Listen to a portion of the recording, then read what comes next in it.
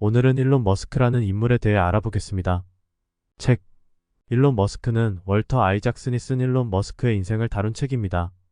작가가 책을 집필하기 위해 2년 동안 머스크를 밀착해서 따라다녔고 머스크의 친구들과 동료, 가족, 척대자들, 전 부인들을 인터뷰했다고 합니다. 머스크는 어린 시절부터 컴퓨터에 대한 엄청난 관심과 호기심을 가지고 있었는데 그 일화를 들려드립니다. 일론은 11살이 되던 해에 처음으로 컴퓨터를 보았다. 요하네스버그의 쇼핑몰에서 처음 컴퓨터를 본 그는 몇 분 동안 그 자리에 서서 하염없이 바라보기만 했다. 컴퓨터 잡지를 읽어본 적은 있지만 실제로 컴퓨터를 본 적은 없었지요. 그의 말이다. 오토바이를 갖고 싶었을 때와 마찬가지로 그는 컴퓨터를 사달라고 아버지를 졸랐다. 에롤은 이상하리만큼 컴퓨터 구입에 반대하면서 컴퓨터가 엔지니어링이 아닌 시간을 낭비하는 게임만을 위한 것이라고 주장했다. 그래서 일론은 잡다한 일을 하면서 돈을 모아 초기 개인용 컴퓨터 중 하나인 코모도어 VIC-20을 구입했다. 갤럭시안이나 알파 블래스터와 같이 플레이어가 외계 침략자로부터 지구를 보호하려고 시도하는 게임을 할 수 있는 컴퓨터였다. 컴퓨터를 구입하자 60시간의 레슨이 포함된 베이직 프로그래밍 학습 과정이 함께 제공되었다. 잠도 거의 자지 않고 3일 만에 다 끝냈지요라고 일론은 그 당시를 기억했다. 몇 달 후 그는 한 대학에서 개인용 컴퓨터에 관한 컨퍼런스가 개최된다는 광고를 보고 그 전단을 가져와 아버지에게 보여주며 참석하고 싶다고 말했다. 이번에도 에롤은 망설였다. 입장료가 약 400달러에 달하는 값비싼 세미나인데다가 아이들을 위한 것도 아니었다. 일론은 그 컨퍼런스에 반드시 참석해야 한다면서 아버지 옆에 서서 떠나지 않았다. 이후 며칠 동안 일론은 주머니에서 광고지를 꺼내 들고는 컨퍼런스에 보내달라고 거듭 졸라댔다. 마침내 아버지는 일론이 뒤에 서서 컨퍼런스에 참석하는 조건으로 가격을 할인해달라고 대학 측을 설득했다. 컨퍼런스가 끝날 무렵 일론을 데리러 온 에롤은 아들이 3명의 교수와 대화를 나누고 있는 모습을 보았다. 교수 중 한 명이 에롤에게 이 소년에게는 새 컴퓨터가 필요합니다라고 말했다. 학교의 프로그래밍 기술 시험에서 A를 받은 후 일론은 IBM 컴퓨터를 손에 넣었고 독학으로 파스칼과 터보 C++ 언어를 사용하여 프로그래밍하는 법을 배웠다. 그리고 13살 때 123줄의 베이직과 간단한 몇 가지 어셈블리 언어를 사용하여 그래픽을 작동시키는 비디오 게임을 만들어 블래스타라고 이름 붙였다. 그는 그 코드를 PC 앤드 오피스 테크놀러지라는 잡지에 제출했고 잡지사는 1984년 12월 5에 다음과 같은 짧은 설명과 함께 그것을 소개했다. 이 게임에서는 치명적인 수소폭탄과 스테이터스 빈머신을 운반하는 외계 화물선을 파괴해야 합니다. 잡지사는 그에게 500달러를 지불했고 그는 뒤이어 다른 두 게임도 그 잡지사에 팔았다. 하나는 동키콩 즉 1981년에 닌텐도에서 발매한 아케이드 게임과 유사한 게임이었고 다른 하나는 룰렛 및 블랙잭 시뮬레이션 게임이었다. 그러니까 일론 머스크는 벌써 12살에 자신이 만든 비디오 게임을 판매해 첫 수익을 얻은 것입니다. 이것만 봐도 일론은 어릴 적부터 사업가적 기질과 컴퓨터에 천재스러운 자질을 가지고 있었음을 엿볼 수 있습니다. 이후 일론 머스크가 남아공에서 캐나다로 이주하여 캐나다 퀸스 대학을 입학할 즈음에 대한 이야기를 들려드립니다. 머스크는 퀸스에서 보내는 생활이 지루해졌다. 아름다운 학교였지만 학문적으로 도전의식을 자극하지는 않았다. 그래서 동급생 중 한 명이 펜실베이니아 대학교로 편입했을 때 자신도 그렇게 할 수 있는지 알아보기로 했다. 돈이 문제였다. 아버지는 아무 지원도 하지 않았고 어머니는 생계를 위해 3가지 일을 저글링하듯이 꾸려나가고 있었다. 그러나 펜실베니아 대학교에서 그에게 14,000달러의 장학금과 학자금 대출 패키지를 제안했고 그래서 1992년 그는 그곳에 3학년으로 편입했다. 그는 아버지처럼 공학에 끌렸기에 물리학을 전공하기로 결정했다. 그가 느낀 엔지니어의 본질은 어떤 문제든 물리학의 가장 근본적인 원리를 파고들어 해결책을 찾는 것이었다. 그는 또한 공동학위 과정을 밟아 경영학도 전공하기로 했다. 경영학을 공부하지 않으면 경영학을 공부한 누군가의 밑에서 일하게 될까봐 걱정이 되었지요. 그는 말한다. 내 목표는 물리학의 감각으로 제품을 설계 및 제작하는 것, 그리고 경영학을 전공한 보스를 위해 일할 필요가 없게 되는 것이었어요. 그는 정치적이지도 사교적이지도 않았지만 학생회 임원 선거에 출마했다. 그의 선거 공약 중 하나는 이력서를 화려하게 채우기 위해 학생회 활동을 하려는 학생들을 조롱하는 내용이었다. 그의 선거 공약 중 마지막 약속은 다음과 같았다. 만약 내가 이력서에 이 경력을 써넣는다면 공공장소에서 물구나무를 서서 이 공약서 50부를 씹어먹겠습니다. 다행히도 그는 낙선했고 덕분에 기질적으로 맞지 않는 학생자치회 유형의 학생들과는 어울릴 필요가 없었다. 대신 그는 과학적 힘과 관련된 영리한 농담을 하고 던전 앤 드래곤 게임 및 비디오 게임에 탐닉하며 컴퓨터 코드 작성을 좋아하는 일단의 컴퓨터광 무리에 편안히 섞여들었다. 일론이 펜실베니아 대학교 학생회 임원 선거에 출마했다는 이야기에서 그는 젊어서부터 모든 일의 주도권을 갖고 싶어 했으며 일론이 그 다음에 벌인 사업을 운영하는 방식을 보면 그 증거가 차고 넘칩니다. 어쨌든 그는 스탠퍼드 대학원에 입학하려 합니다. 하지만 인터넷 사업에 뛰어들기 위해 중도 포기합니다. 이런 부분은 페이스북, 지금은 메타로 이름을 변경한 창업자 마크 주커버크나 빌 게이츠를 생각나게 합니다. 일론 머스크가 처음 큰 돈을 벌게 된 경위는 일명 2000년대 IT 버블이 일어날 즈음 사업을 시작해 성공한 케이스입니다. 그의 첫 번째 스타트업인 칩2를 개발했는데 칩2의 주요 제품은 기업들에게 맞춤형 지도 및 경로 안내 서비스를 제공하는 것이었습니다. 이 서비스는 소비자들에게 식당, 호텔, 상점 등과 같은 비즈니스의 위치와 정보를 제공하며 온라인 주문 및 배달 서비스, 지역 광고 등 다양한 기능을 제공한 스타트업이었습니다. 얼마 후 그는 IT 업계의 동향을 놓치지 않고 캐치해 회사를 성공적으로 매각하였고 일론은 이를 통해 얻은 수익을 페이팔에 투자하였습니다. 페이팔이 다시 이베이에 판매되면서 그는 첫 번째 대형 성공을 거두게 됩니다. 이러한 성공 이후 머스크는 더 큰 꿈을 꾸기 시작했습니다. 그는 전기 자동차 회사 테슬라를 설립하며 지구의 환경 문제를 해결하려 했고 그가 청소년 시절 탐독했던 은하수를 여행하는 히치하이커를 위한 안내서의 영향을 받아 스페이스X를 통해 우주 여행을 상업화하려 했습니다. 두 회사 모두 초기에는 많은 어려움에 부딪혔습니다. 테슬라는 전기 자동차 시장이 별로 없는 상황에서 고성능 전기 자동차를 만들려 했고 스페이스X는 우주 여행이라는 미지의 영역에 도전했습니다. 일론 머스크의 성격과 그의 사업 성공 사이에는 깊은 연관성이 있습니다. 먼저 머스크의 깊이 있는 지식과 호기심은 그의 사업 성공의 기반이 되었습니다. 그는 항상 새로운 아이디어와 기술에 대해 배우려는 열정을 가지고 있으며 이것이 그의 사업을 이끌어가는 원동력인 것입니다. 둘째, 머스크의 끊임없는 도전 정신도 그의 사업 성공에 큰 영향을 미쳤습니다. 그는 실패를 두려워하지 않고 어려움을 극복하려는 강인한 의지를 가졌습니다. 셋째, 그의 리더십 역시 중요한 요소입니다. 그는 자신의 철학과 비전을 명확하게 전달하며 팀원들을 향한 신뢰와 존중을 바탕으로 효과적인 리더십을 발휘합니다. 이번에는 이런 그의 성격을 나타내는 일면을 들려드립니다. 테슬라는 과연 그 두 번째 기업이 될 수 있을까?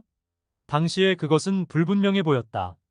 대공황 이후 가장 심각한 글로벌 경기 침체로 이어질 서브프라임 모기지 사태가 막 시작되고 있었다. 테슬라의 공급망은 통제하기 힘들었고 회사는 자금이 부족했다. 게다가 스페이스X는 아직 로켓을 궤도에 진입시키지 못했다. 머스크는 말한다. 로드스터를 손에 넣었음에도 내 인생에서 가장 고통스러운 해로 기록될 1년이 시작되고 있었을 뿐이었지요. 머스크는 종종 합법과 위법의 경계선 근처까지 내달렸다. 그는 아직 제작되지 않은 로드스터에 대한 고객들의 예치금을 털어 2008년 상반기를 버텼다. 테슬라 경영진 및 이사회 멤버 일부는 예치금을 운영비로 사용해서는 안 되며 조건부 날인 증서로 보관해야 한다고 생각했지만 머스크는 이렇게 하지 않으면 우리는 죽을 거예요 라고 주장했다. 2008년 가을 상황이 더욱 절박해지자 머스크는 테슬라의 임직원 급여를 충당하기 위해 친구와 가족에게 돈을 빌려달라고 간청했다. 킴벌은 경기 침체로 대부분의 돈을 잃었고 형과 마찬가지로 파산 위기에 몰린 상태였다. 그는 애플 주식으로 보유한 37만 5천 달러는 끝까지 가지고 있었는데 은행에서 받은 대출금을 갚는 데 쓸 돈이었다. 일론은 그 돈을 테슬라에 넣어줘라고 말했다. 언제나 형을 지지하던 킴벌은 주식을 팔아 일론의 요구에 따랐다. 두 번째 아내 탈룰라는 매일 밤 머스크가 거칠게 잠꼬대를 중얼거리거나 때로는 비명을 지르는 모습을 공포에 질려 지켜보았다. 그가 심장마비를 일으킬 수도 있다는 생각이 계속 들었어요. 라고 말했다. 머스크는 야경증에 시달렸어요. 자다가 갑자기 비명을 지르고 저를 핥히기도 했지요. 정말 끔찍했어요. 그런 필사적 몸부림을 지켜보면서 저는 정말 겁이 났어요. 때때로 그는 화장실에 가서 구토를 하고 스트레스가 극심해서 속이 뒤집어지는지 화장실로 달려가 비명을 지르며 구역질을 하곤 했어요. 저는 변기 옆에 서서 그의 머리를 잡아주곤 했죠. 머스크는 스트레스에 대한 내성이 강하지만 2008년에는 거의 한계를 넘어설 지경에 이르렀다. 묘책을 찾아 해결책을 내놔야 하고 또 해결책을 내놔야 하는 그런 상황에서 매일 밤낮으로 일하지 않을 수 없었지요 라고 머스크는 말했다. 그는 체중이 많이 늘었다가 갑자기 다 빠지고 추가로 더 빠졌다. 자세는 구부정해졌고 걸을 때는 발가락이 뻣뻣해졌다. 하지만 그럼에도 그는 활력이 솟구쳤고 집중력이 고도로 높아졌다. 교수형 올가미가 눈앞에 아른거리며 정신을 바짝 차리도록 자극했기 때문이다. 머스크의 주변 사람들은 모두 반드시 한 가지 결정을 내려야 한다고 생각했다. 2008년이 막바지로 치달을 무렵 머스크는 스페이스X와 테슬라 중 하나를 선택해야 할 것 같았다. 점점 줄어드는 자원을 한 곳에 집중하면 그 회사는 살아남을 수 있을 거라는 확신이 들었다. 자원을 계속 분산시키면 둘 다 살아남지 못할 가능성이 높았다. 어느 날 그의 열정적인 소울메이트 마크 준코사가 스페이스X의 칸막이 방에 들어섰다. 저기요, 둘 중 하나는 포기하는 쪽으로 가는 게 어때요? 그가 물었다. 스페이스X에 더 애착이 가면 테슬라는 버리자고요. 안 돼. 그러면 전기차는 안 된다라는 편말에 또 한 줄이 추가될 것이고 우리는 지속 가능한 에너지에 도달할 수 없을 거야 라고 머스크가 답했다. 그렇다고 스페이스X를 포기할 수도 없었다. 그러면 우리는 영영 다행성 종이 될 수 없을지도 몰라. 더 많은 사람이 선택을 강요할수록 그는 더욱 저항했다.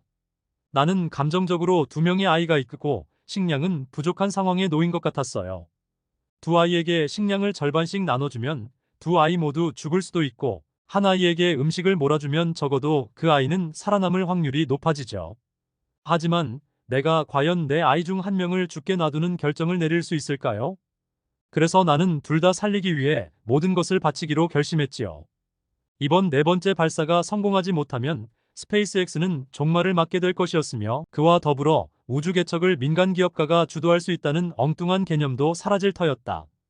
또한 테슬라의 종말이 될 수도 있었다. 테슬라에 대한 새로운 자금 조달도 불가능해질 것이 뻔했지요. 라고 머스크는 말했다. 사람들이 이럴 테니까요. 로켓 사업에 실패한 저 친구 좀 봐. 루저라고 루저.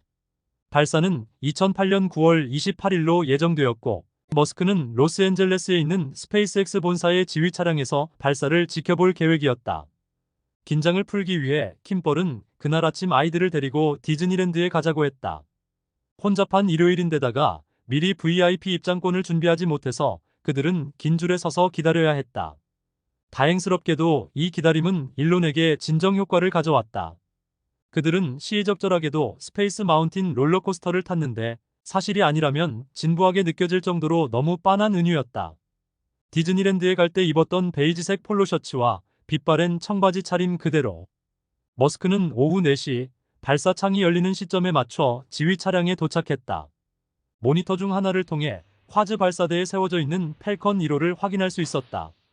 한 여성의 목소리가 카운트다운을 알리는 동안 관제실에는 정적이 흘렀다. 로켓이 타워를 통과하자마자 환호성이 터져 나왔지만 머스크는 컴퓨터로 흘러들어오는 데이터와 로켓에 장착된 카메라의 영상을 보여주는 벽면의 모니터를 조용히 바라보았다. 60초가 지나자 영상에는 엔진에서 나오는 연기가 어두워지는 모습이 보였다. 좋은 신호였다. 로켓이 산소가 희박한 공기층에 도달했다는 뜻이었다. 콰절레인 환초의 섬들은 점점 멀어져 청록색 바다에 던져진 한 가닥의 진주들처럼 보였다. 2분 후 스테이지가 분리될 시간이었다. 부스터 엔진이 꺼지고 이번에는 2단 스테이지가 분리되기까지 5초의 지연 시간이 있었다.